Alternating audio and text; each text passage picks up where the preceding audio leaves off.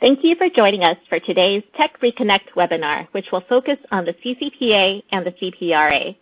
The legal soap opera that is the journey of the CCPA and the CPRA is a very active area, filled with intrigue and scheming to rival a real soap opera.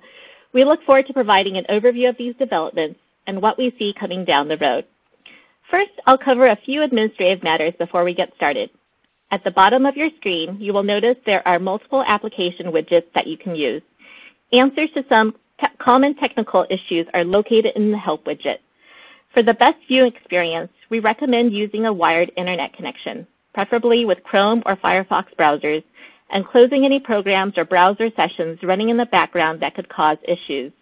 Some networks cause slides to advance more slowly than others, so logging off your VPN or Citrix connection is recommended. If you're applying for CLE credit, you will need to record the alphanumeric code provided during the program on the affirmation form found in the Resource List widget. Also in the Resource List widget is a PDF of today's slide deck. This webinar is also being recorded, as we normally do with these programs. In a day or so, we will be sending you an email with a link, which you can use to listen to the webinar again or share with your colleagues. The recording will also be posted on our website. Finally, we plan to allow time during the program for questions. To submit a question electronically, please use the Q&A widget. If we don't get to your question during this webinar, we will make every attempt to follow up with you afterwards. My name is Shen, and I'm a partner in our Cybersecurity and Data Privacy and Technology Transactions Practices in Mayor Brown's Chicago office. I'm joined today by two of my colleagues, Phil Recht and Wooten, both of whom have been heavily involved in the legislative side of the CCPA and the CPRA. Phil Recht is the managing partner of Mayor Brown's LA office and is also co-leader of the firm's public policy, regulatory, and political law practice. He represents clients in legislative, regulatory, enforcement, and litigation matters that are before or involve federal, state, and local governments. Wooten serves as counsel in Mayor Brown's LA office and is part of our litigation and cybersecurity and data privacy practices. He helps clients pursue legislative solutions in connection with state privacy law initiatives, including with the CCPA and the CPRA. On this webinar, we will first provide an overview of the CCPA and the final CCPA regulations. Then we'll discuss the recent enforcement actions by the California Attorney General, as well as class action lawsuits involving the CCPA. Next, we'll discuss the journey of the CPRA, which is the ballot initiative intended to replace the CCPA. We'll then provide an overview of the CPRA and discuss key differences between the CPRA and the CCPA, including new obligations for businesses. And finally, we'll discuss other developments regarding CCPA-like laws, including in other states and at the federal level. So first, let's discuss the law that started this legal soap opera. The California Consumer Privacy Act, or CCPA, became effective on January 1st of this year and became enforceable by the California Attorney General on July 1st. The CCPA is considered to be the most sweeping privacy law in the United States. Prior privacy laws in the United States have been more limited and focused on specific industries, such as those in the financial or healthcare industry, or specific types of data, such as Social Security numbers or financial account information. The CCPA, on the other hand, applies to for-profit companies doing business in California that meet certain criteria. Since doing business in California is fairly broad and doesn't require the company to have an establishment in California, the CCPA has an extraterritorial effect and can apply to companies in other states or even in other countries.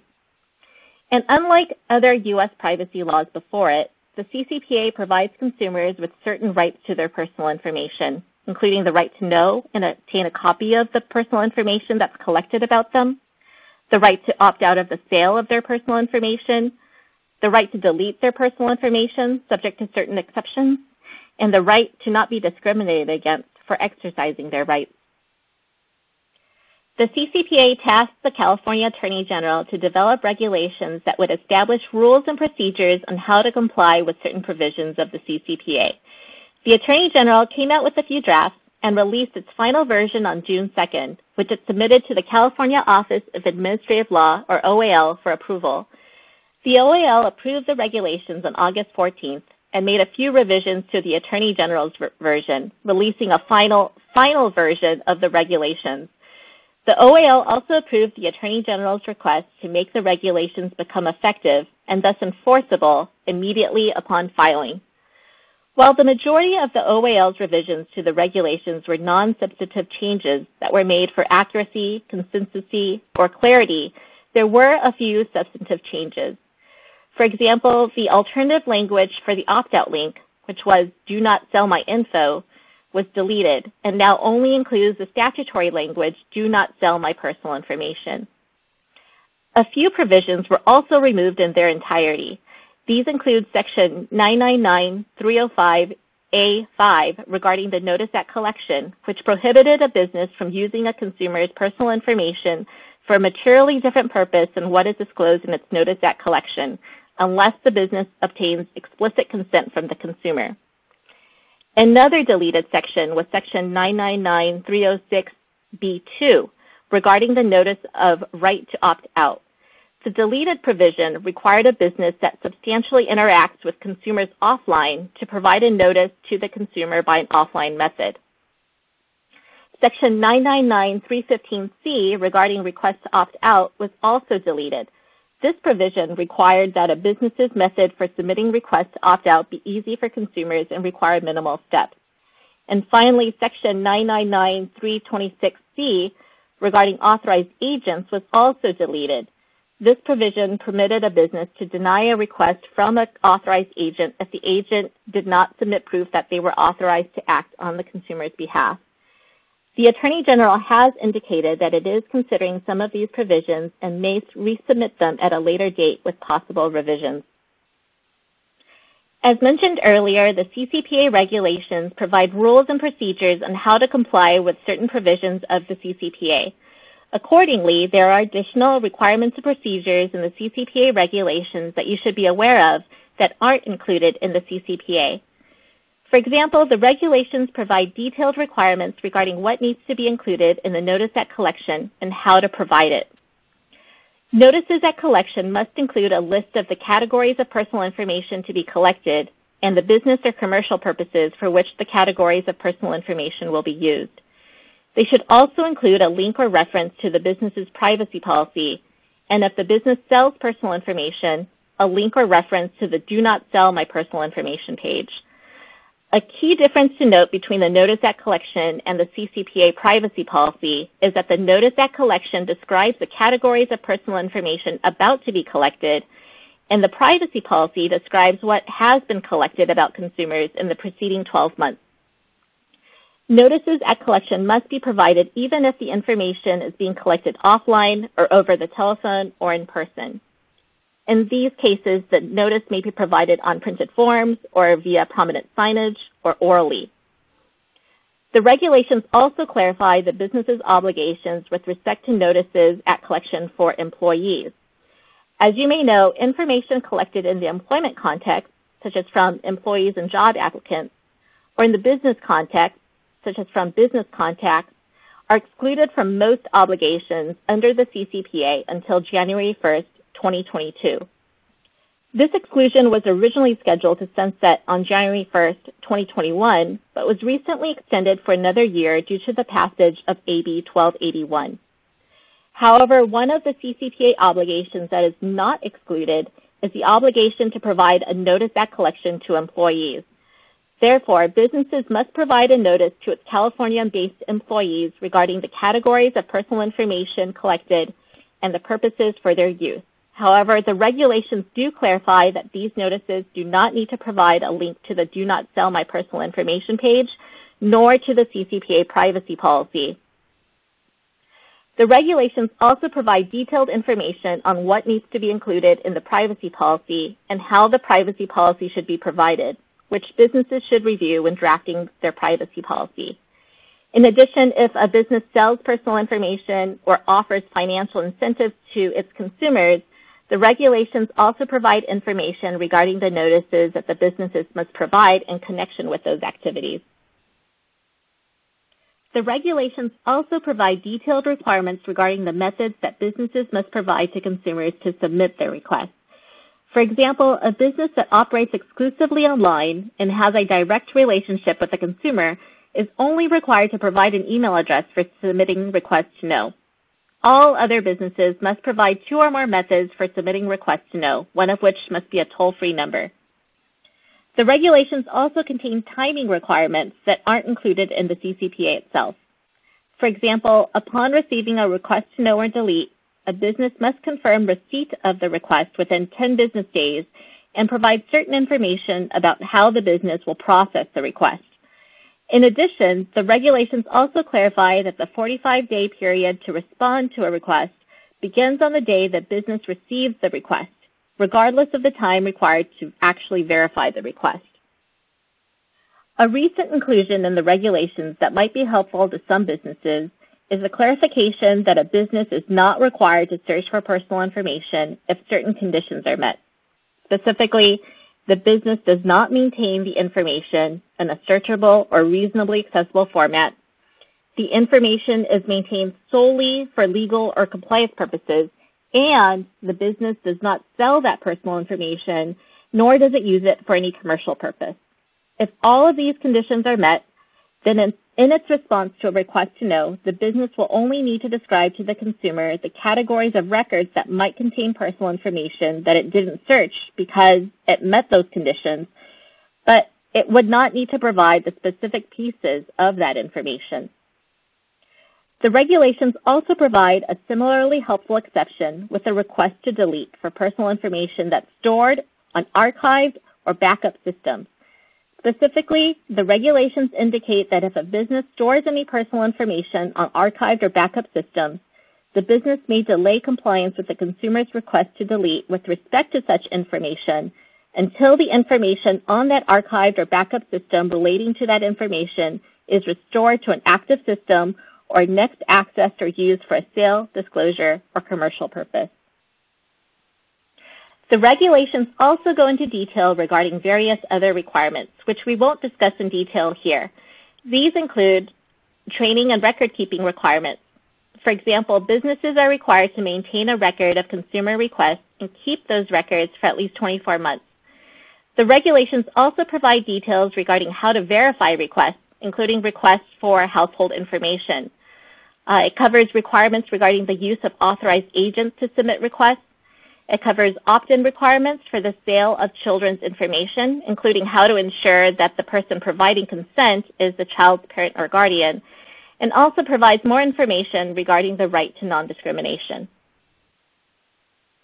The Attorney General was authorized to begin enforcement of the CCPA on July 1st, and it promptly sent out on that date initial compliance letters to allegedly non-compliant businesses. These letters tended to focus on businesses that operated online and that either failed to provide key privacy disclosures that were required by the CCPA or failed to include the Do Not Sell My Personal Information link where the Attorney General deemed it was necessary. Some of these businesses were identified after the Attorney General reviewed their online policies, and others were identified from consumer complaints, including those made through social media sites such as Twitter. The Attorney General has indicated that he intends to focus future enforcement actions on protections for minors and other vulnerable populations, and also on the sale of personal information. Although the CCPA only became enforceable recently, there have already been a number of class action lawsuits filed claiming violations of the CCPA. However, the CCPA only provides a private right of action in connection with the breach of certain personal information that's covered by California's data breach notification law. It is also equally clear that private actions shall not be based on violations of any other section of the CCPA, which is reserved for enforcement by the California Attorney General. Despite these clear limitations, though, enterprising class action lawyers have filed lawsuits alleging both traditional breach notification claims and other garden variety violations of the CCPA that are excluded from the private right of action.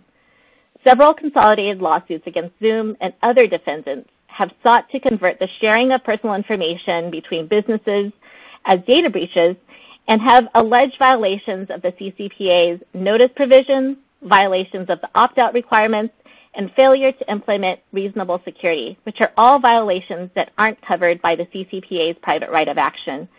And even with this current flurry of activity surrounding the CCPA, yet more significant changes may lay ahead.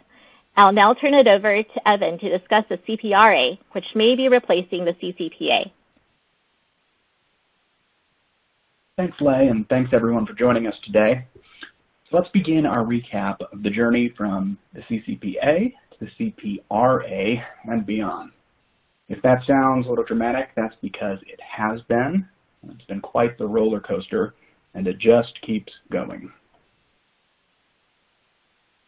So before we launch into the particulars of the CPRA, it's important to set the stage. Before the CCPA came along, there was no comprehensive data privacy law or comprehensive data privacy regulation in the U.S. The word comprehensive is key here, and the comparison is to jurisdictions like the EU, where data privacy is subject to a single comprehensive regulation, such as GDPR currently, and before that, Directive 95/46. In the U.S., data privacy historically has been a matter of contract between private parties, usually businesses and consumers, in the form of privacy policies and terms of use. If a business neglected your data privacy as a consumer, you might have a breach of contract action, but not a statutory violation, subject to investigation by public authorities, fines, or civil penalties. And I've tutored many international clients on the differences between GDPR and U.S. privacy law, and when I ask them what they know about the U.S., I almost always hear back the same response. The U.S. is the Wild West of privacy. You've probably heard the phrase too. Many of these international GCs didn't actually know what the Wild West was. They just knew the U.S. privacy law was wild, which is to say, unregulated. But that's not entirely true, of course.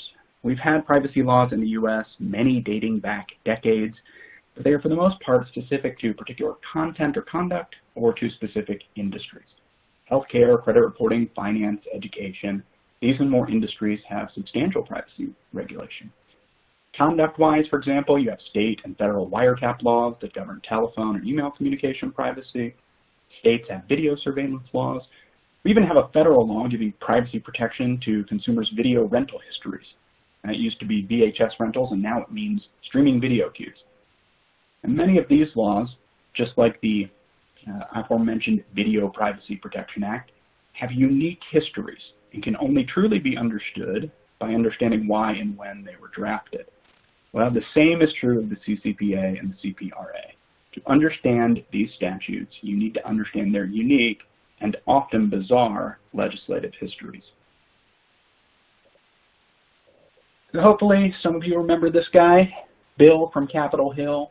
He's the Schoolhouse Rock character who taught many young civic-minded Americans how a bill becomes a law. Now, I'm dating myself, but regardless, Bill taught us that a lowercase bill is drafted, proposed, negotiated, amended, and ultimately passed by both houses of the legislature and signed into law by a governor or by the president.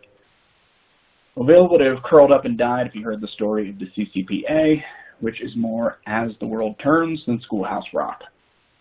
In California, as in some other states, laws can be passed directly by the voters, not just by legislators.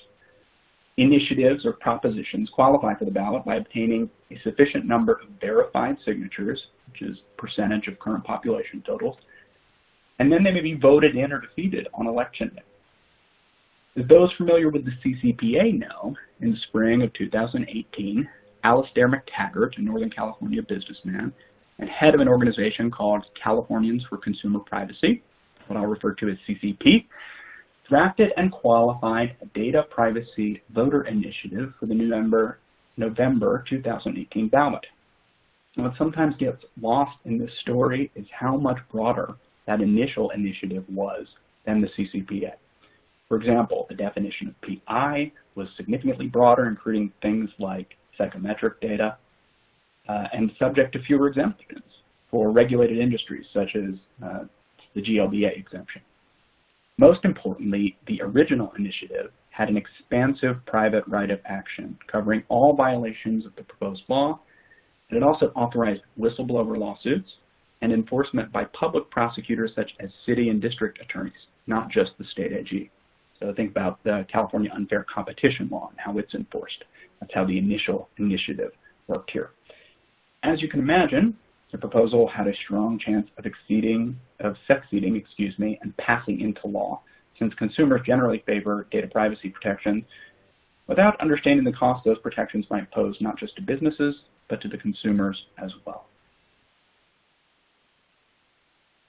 To head off the initiative and inject some measure of legislative control, the legislature negotiated with CCP to enact a more balanced bill, AB 375, that could be more easily amended in the future than a law that originated as a ballot measure. Notably, AB 375 significantly narrowed the CCPA's private right of action and public enforcement mechanisms, among many other compromises. The deal literally closed at the 11th hour. AB 375 was both passed by the legislature and signed by the governor on the same day, June 28, 2018, an almost unprecedented occurrence in order to secure the timely withdrawal of the ballot initiative. After that point, CCP and McTaggart would not have had the power to pull back their own measure, and the proposition would have gone to ballot.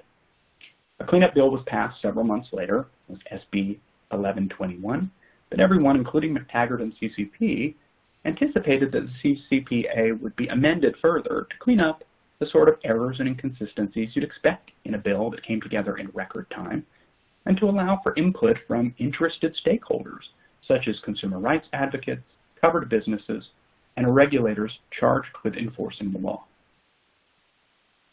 Now, normally, these stakeholders would have had the opportunity to lobby and consult with legislators, and legislators would have had the opportunity to consult with their constituencies in the months, sometimes years, between a bill's introduction and its passage. This is a crucial part of the lawmaking process, and while it couldn't occur on the expedited timeline preceding AB 375's passage, it could occur after the fact, especially since the law had been passed by legislators and not by voters directly. It could be more easily amended. California Chamber of Commerce, numerous industry and trade groups, privacy rights advocates, and the AG's office all geared up for a season of numerous amendments, some technical, some foundational. Unfortunately, that process went off the rails. Now, this next bit is a bit of inside baseball, but the underlying facts are well known and reported. Senator Hannah Jackson, then chair of the Senate Judiciary Committee and an advocate of consumer privacy rights, authored a bill, SB 675, expanding the CCPA's private right of action to cover all violations of the statute. This was more in line with McTaggart's initial initiative. The AG supported the bill, arguing that his office lacked the resources to meaningfully enforce the CCPA. But that bill failed to gain much other support and ultimately failed altogether. Jackson, attributing the bill's failure to an outsized business impact on amendment negotiations, then used her power as Senate Judiciary Chair to block numerous other bills. There was frustration all around, and the process ultimately ground to an unceremonious halt. Even the successful bills, such as the B2B and employee data exemptions, were capped at 1 year, granting businesses only temporary relief and all other parties very little certainty and clarity. While all of this is going on, the dogfight in the legislature and the exhausting notice and comment surrounding the various draft of the AG's CCPA regulations that Leigh touched on earlier, McTaggart and CCP drop a new ballot initiative on September 25, 2019, taking a lot of people, even people in the know, by surprise. The new initiative is supported by Senate Majority Leader Bob Hertzberg, the legislator primarily responsible for pulling together the CCPA and averting McTaggart's original ballot initiative. The new initiative is originally called the California Consumer Privacy Act of 2020, or CCPA 2.0, CCPA 2020. That's significant. The new initiative doesn't eliminate the CCPA. Rather, it builds upon it, superseding some provisions, removing others, adding new provisions, and leaving others alone and intact altogether. The initiative ultimately gets a new name, California Privacy Rights and Enforcement Act of 2020, or the California Privacy Rights Act of 2020, depending on whether you read the official submission or the initiative itself. The initiative also gets amended 3 times. So if you're looking for the final official version of the initiative, you want number 19-0021, received by the AG's office on November 13th, 2019. I put the official stamp right there on the slide so you know exactly what to look for and know that you're working from the operative version that is going to ballot in November. So why did McTaggart and CCP propose the CPRA so soon after the CCPA took effect? Indeed, before the regulations were even finalized or enforcement had even begun. What changed? What new did we know about the privacy law landscape in California and nationally? Well, if you look to the CPRA's findings and declarations, they'll tell you that the CPRA is meant to strengthen consumer privacy rights and prevent dilution of those rights by amendments, explaining that, quote, the legislature considered many bills in 2019, some of which would have significantly weakened the CCPA, end quote. But we know that very few amendments actually passed. Note the findings only say the legislature considered amendments, not that it passed them. And the amendments that did pass didn't do much to change the CCPA, at least not permanently. So what was really going on here? Well, first, while the findings, declarations, and purposes may read like an armed response to business interests lobbying for favorable treatment and amendments, the truth is far more nuanced. I mentioned that the new initiative itself was amended 3 times. That's because McTaggart and CCP negotiated revisions, primarily with businesses and industry groups, but also with consumer rights groups. Many of the revisions to the CPRA cover the exact same subjects that were at issue in the many amendments that failed in the legislature. In exchange, those industry groups and businesses agreed to forego paid opposition to the CPRA, smoothing the way for its passage and avoiding repeated annual fights over potential amendments. Put differently, the CPRA became the vehicle by which many of the amendments considered in the legislature, both consumer and business, made their way into the law. Second, there were significant constitutional flaws in the CCPA. This cannot be overstated. Most notably, an overly narrow definition of publicly available data that would have run afoul of the First Amendment and threatened the validity of the entire statute. McTaggart and his team understood these flaws acutely. We had detailed discussions with them on the topic, as did many other parties. McTaggart's team had no desire to see all their efforts go up in smoke.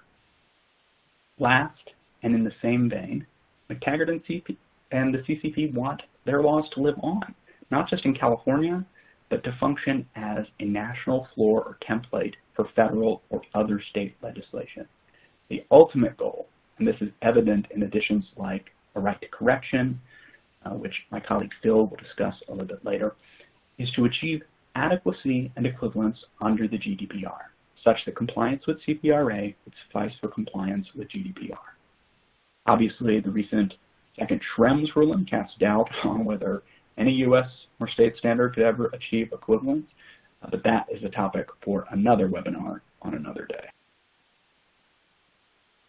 And so the CPRA was proposed, amended, and finally filed in time to qualify for the November 3, 2020 ballot.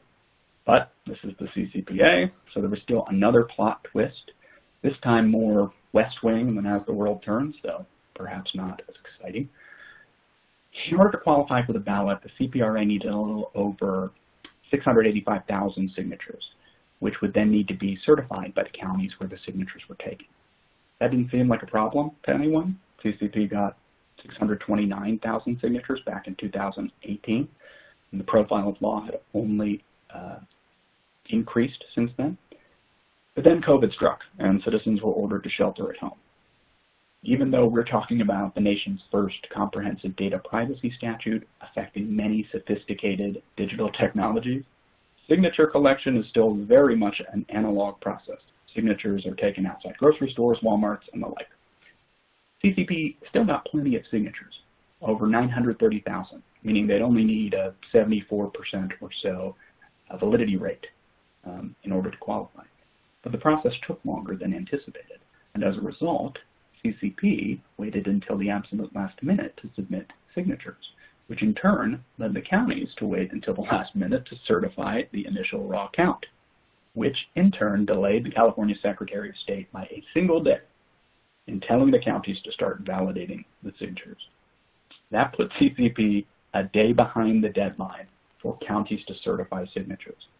If a single voluminous county had taken the full allotted time to certify signatures, whether for political reasons or completely innocuous reasons, the CPRA might not have qualified for the November ballot, and all that work we just discussed would go up in smoke. So McTaggart sued the Secretary of State for a writ of mandate directing the Secretary of State to direct counties to get their signature verifications in on time.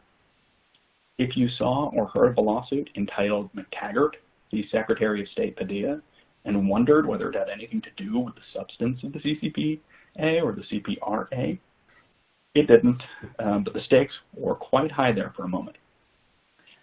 A court ultimately diffused the drama, and the CPRA qualified for the November ballot officially on June 24th, 2020.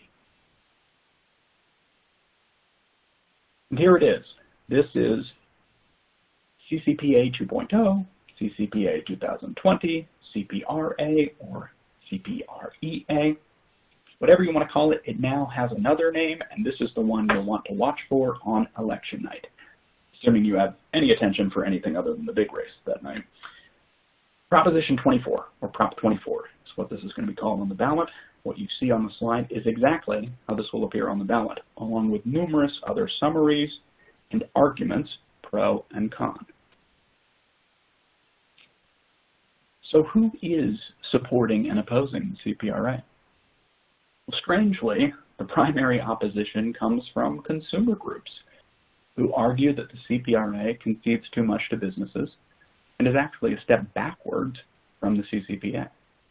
The Consumer Federation of California is leading the charge alongside the California ACLU, but the consumer groups are split, with Common Sense Media and Consumer Watchdog supporting the initiative, and Consumer Reports going neutral. California Labor Federation and the Electronic Frontier Foundation are also neutral. In another split, Mary Stone Ross, who's an ex-CIA analyst and House Intelligence Committee staffer, who co-authored the 2018 CCPA initiative alongside McTaggart, is opposing CPRA, citing policy differences that have arisen between the two. The ANA and a number of other advertising trades are opposing, which makes sense as they are heavily affected by the new CPRA provisions. On the other hand, former Democratic presidential hopeful Andrew Yang of New York, who you may recall has a background in tech legal, has been appointed the new chairman of the advisory board of CCP and is strongly endorsing the CPRA, and no doubt hoping to increase his national profile in the process. In a truly bizarre occurrence, worthy only of the CCPA-CPRA drama, the Consumer Federation and the Cal ACLU have been trying to drum up business opposition to the CPRA, playing up the many new requirements the CPRA imposes on businesses. So on the one hand, the consumer groups are telling businesses, oppose this because it's bad for businesses, while publicly they're telling consumers, vote no on 24 because it's too good for businesses and therefore bad consumers. What the groups are really after is funding, as consumer groups generally aren't well funded, support and opposition campaigns are costly, and McTaggart and his team reportedly have sunk over $5 million into the CPRA already. Thus far, the consumer groups have only managed to solicit one reported contribution to their opposition efforts. That's $20,000 from the California Nurses Association, which opposes the CPRA on the grounds that it exempts employee and applicant data from most requirements. And it's worth noting that the CCPA exempts that data as well, at least for the time being.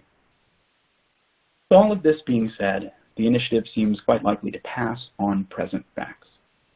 With just weeks to go before mail-in voting begins, consumer groups leading the opposition haven't raised much funding, and many better-funded businesses and trades have agreed not to mount opposition campaigns or have decided not to.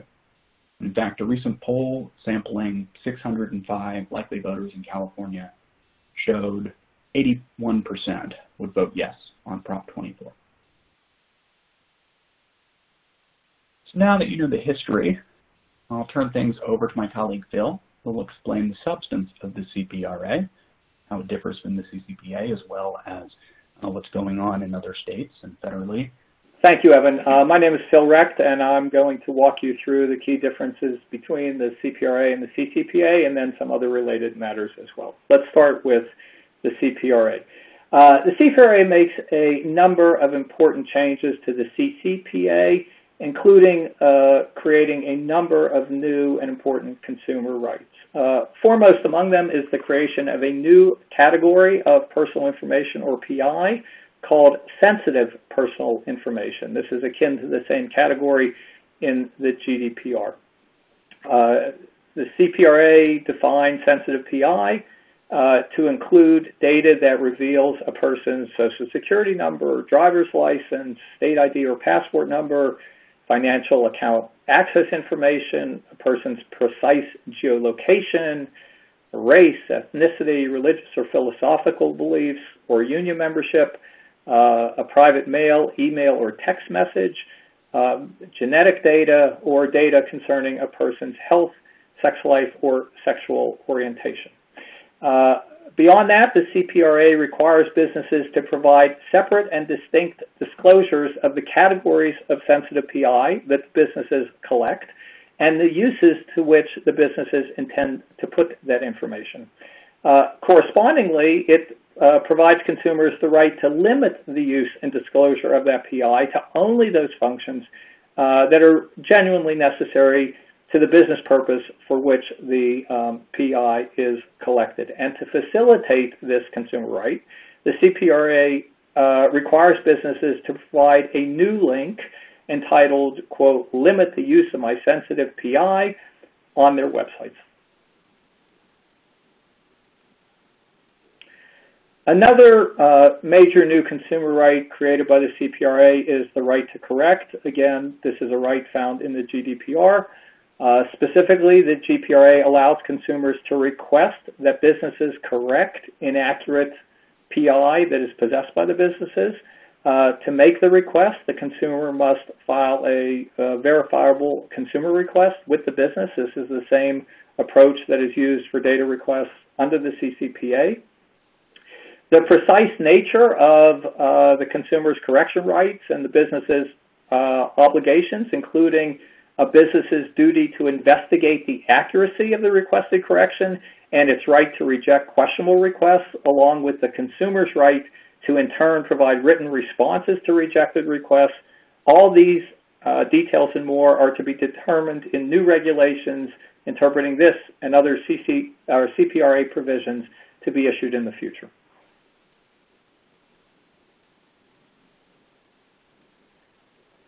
The CPRA creates an array of other new or enhanced consumer rights. As some examples, it requires businesses that sell PI to buyers to require the buyers to enter into written contracts where they promise to use the PI only for specified purposes, to notify the seller of any subsequent sale or disclosure of the PI, and to allow the seller to enforce these promises if necessary. The CPRA similarly requires businesses that receive deletion requests from consumers to notify contractors, service providers, and other third parties to which the PI was earlier sold or provided that they too need to delete the PI unless it's impossible for them to do so or it involves disproportionate effort. In an effort to close a perceived loophole in the CCPA, the CPRA requires businesses to disclose not only the categories and purposes of PI which these businesses collect and sell, but also PI which these businesses share, even without consideration, for what is called cross-context behavioral advertising. These are the sort of pop-up personalized ads that you often see when browsing the internet. In addition, the CPRA expands the consumer opt-out right to not only prohibit the sale of this PI, but the sharing of the PI. And towards that end, it requires that the opt-out link now read, quote, "do not sell or share my PI." As well, to facilitate opt-outs and limits on use of sensitive PI, the CPRA requires businesses to allow consumers to use automatic opt-out signals from their platforms, browsers, or devices instead of having to manually click on the opt-out links on the business's website.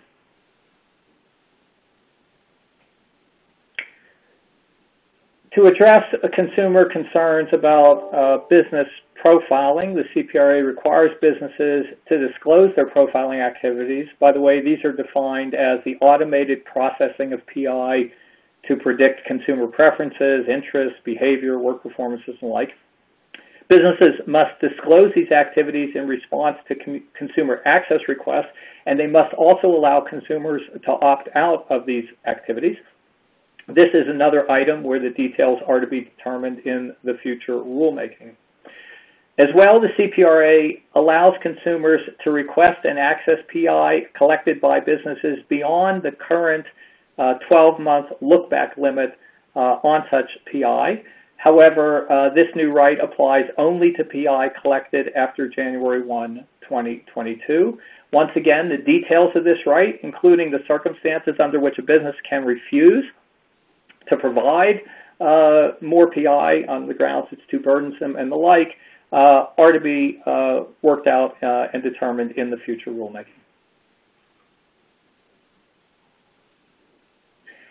The CPRA also imposes tighter restrictions on data collection, use, and storage. For example, it prohibits businesses from collecting additional categories of PI or using PI for new, previously undisclosed purposes unless consumers are given prior notice. It also requires businesses to minimize their collection, use, retention, and sharing of PI to that which is reasonably necessary to achieve the purposes for which the PI was initially collected. As for retention, the CPRA requires businesses to inform consumers how long they intend to retain the PI at or before they collect it.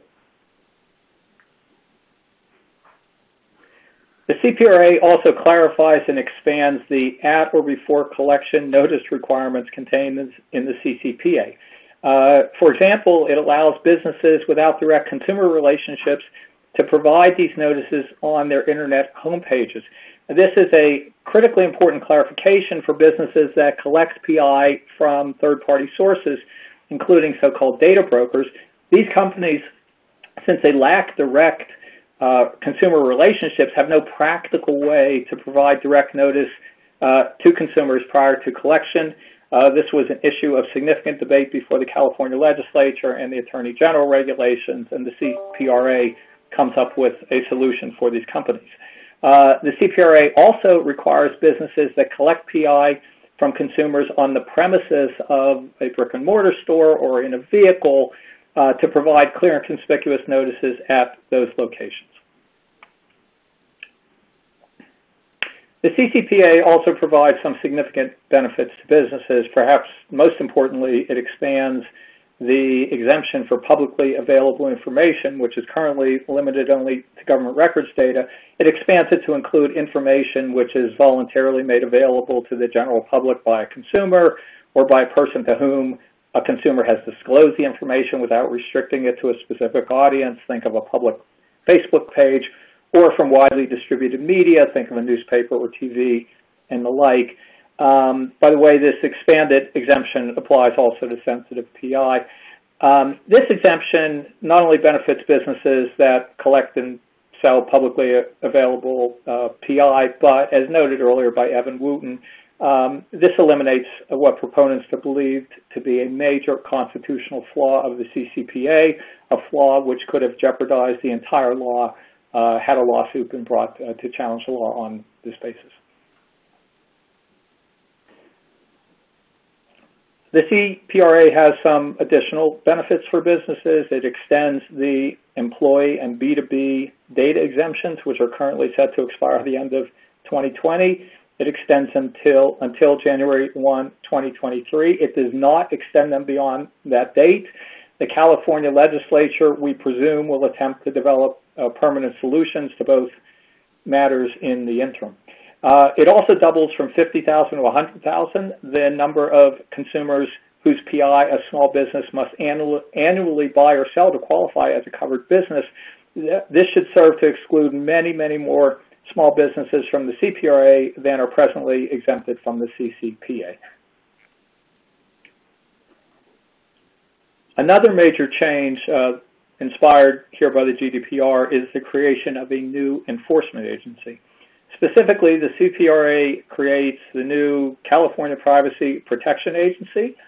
It gives it complete responsibility to administer, implement, and enforce the CPRA and the CCPA.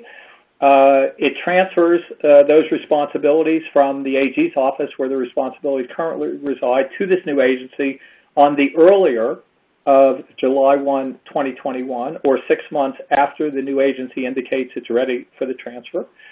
It provides initial government loan funding of $10 million a year for the agency, provides that those funds are to be repaid as fines and settlement funds collected by the agency allow. It also has a very specific formula providing that 91% of the collected funds are to be invested, with the earnings going to the state's general fund, but 9% of those monies are to be available for grants for nonprofit privacy organizations, law enforcement, and schools. We mention this because this allocation of the money may well create pressure from both the legislature and from privacy organizations and the like for heightened enforcement and civil fine efforts by the new agency. The CPRA also toughens up certain enforcement and penalty rules, specifically for violations that are to be enforced by the new agency. It eliminates the CCPA's automatic 30-day cure right and instead provides the agency discretion, maybe called prosecutorial discretion, typically, to allow a cure or not based on the typical good faith factors, the business's lack of intent to violate, whether the business itself attempted to cure before the agency complained about the violation and the like. The CPRA also triples administrative fines and penalties for violations involving minors. For data breaches which are subject to the CCPA's private right of action, the CPRA provides that the adoption of reasonable security measures after a breach does not constitute a cure that would eliminate the risk of damages in a private lawsuit. It also expands the PRA to include breaches involving consumer login credentials, for example, a person's email address combined with a password or security question and answer. As for interpretations and amendments, the CPRA requires the new agency that we spoke about a moment ago to issue regulations interpreting a host of new and amended CPRA provisions by July 1, 2022. It also allows the legislature to amend the CPRA by a majority vote, but only if any such amendment is consistent with and furthers the purpose and intent of the CPRA. This is fairly standard language found in voter initiatives of this nature. The timing and phase-in schedule of the CPRA is somewhat confusing, so let me take a minute to go through it in some detail. First, if the measure is approved by the voters on November 3 of 2020, the CPRA will become effective 5 days after the vote count is certified by the California Secretary of State, which probably will occur around early December of 2020. Once the measure is effective, the legislature no longer can enact laws that conflict with the measure. However, the CPRA will not become operative. In other words, businesses will not need to comply with it until January 1, 2023, and then it will only apply to PI that is collected on or after January 1, 2022. In addition, no CPRA enforcement by this new agency shall be allowed until July 1, 2023, and then only for violations occurring on or after that date. So if you add all these things up, what the CPRA does is create essentially a 6-month grace period between January 1 and July 1 of 2023 when businesses can come into full compliance and not worry about enforcement actions. This is much akin to the CCPA scheme. However, the CPRA then has a very confusing provision which provides that until the CPRA is both operative and enforceable, in other words, until July 1, 2023, the unamended CCPA is to remain in full force and effect, that is to remain enforceable. This provision creates some significant confusion because it implies that businesses must comply with the unamended CCPA until July 1, 2023, even though the CPRA has become operative 6 months earlier. Hopefully, this overlap and the confusion created by it will be clarified and resolved by the new agency when it issues its regulations. With that discussion of the CPRA behind us, I'm now going to talk about some other related developments and issues. Let's talk about state law developments first. On the state level, California is not the only state to have considered enacting a privacy law. In fact, in recent years, privacy law proposals have been introduced in the legislatures of at least 26 other states. Some of the proposals have been comprehensive, like the CCPA. Others have been more narrowly focused, applying, for example, only to internet service providers or online services. If you're familiar with the Maine and Nevada laws, those are two narrowly focused laws. Some have dealt only with data security, data breaches, and the like. For the comprehensive bills, the issues of most obvious controversy have been whether the bills call for an opt-out or opt-in system akin to the GDPR, and the extent to which they include a private right of action. To date, not a single one of these comprehensive bills has been enacted in any state other than California. In the last year or so, comprehensive proposals in 6 states, including Connecticut, Hawaii, Louisiana, Massachusetts, North Dakota, and Texas, all were set aside by the respective legislatures in favor of studies or task forces on the topic. Proposals in a few other states, most conspicuously the state of Washington, were defeated over the inclusion of a private right of action. As of this summer, about a month ago, comprehensive proposals were actively pending in only 10 of these 26 states. And given the COVID-shortened legislative sessions, the potential for the CPRA to pass, a host of other reasons, the prospects for near-term enactments at the state level are at best uncertain, most likely highly doubtful. One important state law effort that is actively moving forward is the development of a model state law by the Uniform Law Commission. If you're not familiar with it, the Uniform Law Commission is comprised of about 150 lawyers and retired judges. It's best known for having developed the UCC and the Uniform Probate Code. It rarely wades into controversial topics like privacy. However, given the lack of state enactments and the absence of any other model state law efforts, the ULC decided about a year ago to undertake a model law effort with respect to privacy. Currently, it has a draft that follows the CCPA's or individual rights approach, but it draws from the GDPR. For example, it has data minimization requirement. It draws from the CPRA. It includes the same broad publicly available data exemption, and draws from a host of other laws and proposals as well. The draft, however, is much more skeletal and, frankly, easy to read and understand than the CCPA, and it provides significant leeway to state attorneys general to fill in the details through rulemakings. Given that this is an effort to promote uniformity among the states, the AGs are encouraged to seek uniformity in undertaking these rulemakings, also to give deference to voluntary industry consensus standards where they exist. Currently, the draft has a limited private right of action. Suffice it to say, this is the most contentious topic of debate at the drafting sessions that the ULC conducts from time to time.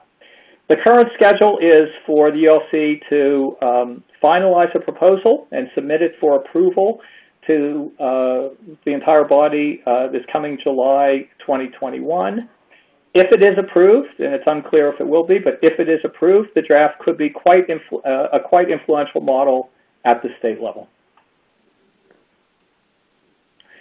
Let me finish this presentation by discussing activity at the federal level. A variety of privacy proposals have been introduced in the Congress in recent years, both by Democrats and Republicans.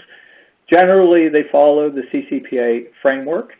The proposals differ as to the entities that are covered, the extent of data access by consumers, and the like, but the biggest differences between the bills are whether they preempt all state laws, which is the Republican approach, or only those that are less restrictive, which is the Democratic approach.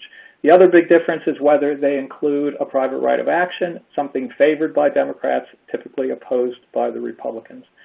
Given the current gridlock in the Congress, there is no realistic near-term prospect for any of these proposals to pass.